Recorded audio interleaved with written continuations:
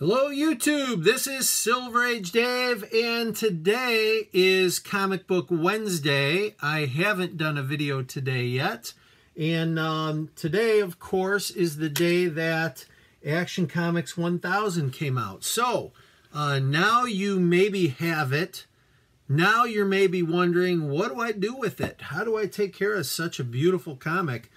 These really grew on me. I appreciate anyone who watched and commented on my review video. Really, there were a couple of the covers that I wasn't crazy about initially, and really, I'm not kidding, they grew on me, and I've actually doubled up on them, and some of the issues I've tripled, and it's not a speculation. I don't think this is the issue that anyone wants to speculate on, but I have 6 kids, and they're going to get to a point, 10 years, 20 years, 30 years from now, and they're going to have a favorite, and I want to be able to pass some around. So I'm buying more of these. And so what I'm going to do is, because these aren't for resale, I'm going to bag and board these. I'm going to do doubling, okay? And so I wanted to show you guys how I do that. I have a couple of little quick hauls. This one is a cool one that I wanted to open up and go through, so I'm going to do that real quick. This is something that I found on eBay, and no one was bidding on it. I don't know if it was listed wrong or what. I thought it was a cool item, if it is what I think it is, and so we're just going to get right to it. It's packaged, no chance of damage on it. It's just a cool little button, and there you have it. Okay, the Make Mine Marvel. And I have this original here. This is from 1967, this bad boy. And there's another original. And I didn't do the research to find out what year it is, but it is authentic. It is original. It's not a repop. And this thing was on there, and it wasn't even advertised as comic. It was advertised differently, so I don't think anyone saw it that was a Spider-Man fan or a Marvel fan or anything like that. $4.99 free shipping, and I got this big box.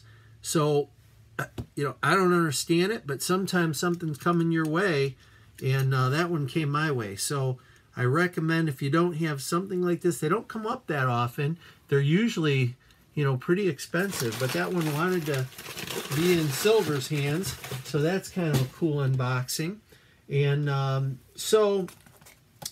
wanted to show off this book. This is kind of cool. It's just a little compilation. This is Green Lantern 1 to 6, June 1990 to January 91, from, I think it's maybe a second volume. Sorry, I didn't look that up. But a lot of times you get these trade books, and you wonder, how do I bag and board those the right way, Silver? What do I do? And so here's what I do, guys, is I take the regular Silver Age comic book bags, but I buy them right here for thick bags, okay, or for thick comics. So these are for the 100-page giant, for some of the annuals. It's for those real thick issues that really, you put them in a Silver Age regular bag and it's going to wreck them. And then you think, well, that's a Silver Age bag, so I'll use a Silver Age board. And I would say, no, no, no. What you do on that is you're going to use a regular current size board. And once you get that thick size comic in there, that regular board, that thick size comic, you have a nice flat support on the bottom, and you don't have any bending on the side. That's going to keep that for a long, long time. So why am I telling you guys this? The reason I'm telling you this is because that's basically the method I'm going to use with Action Comics. Okay, so for you guys that collect maybe more, I do the same method for True Believers. If I buy, like, for example, the Amazing Spider-Man 300, I have a setup where I've actually got 5 of them in one bag. And, I can fit a couple of boards. I use these thick size bags, and rather than overdoing it, those are for my kids. That's years away from now before I'm going to start getting into them.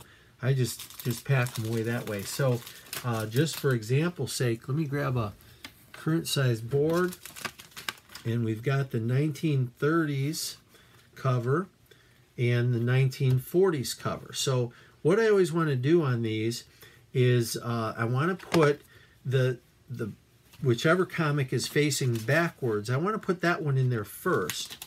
And here's why I'm doing that, is I'm sliding that in here. Okay, the flap now is on the bottom, and we're going to slide that right in there. So it's got the board kind of protecting it on the back.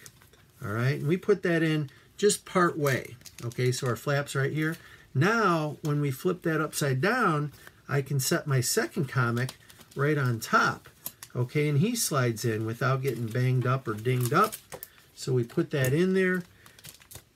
Okay, and we put our piece of tape. Now, Silver always uses 3 pieces of tape, but this isn't a permanent situation. I just wanted to show you how much nicer that is. Our comic's not in there getting bent up. Really, it's great for trades and graphic novels and things like that, but it also works on thicker issues like this that you don't want to get dinged up. Looking at it now, I think we could get away using a regular silver bag, and what the heck, we might want to test that right now. You guys are hanging out, right? So anyone who can't hang out, I appreciate you. I'm pretty confident this is going to work. So we're going to take our 1930s, we're going to set this in here the right way. So we're going like so again.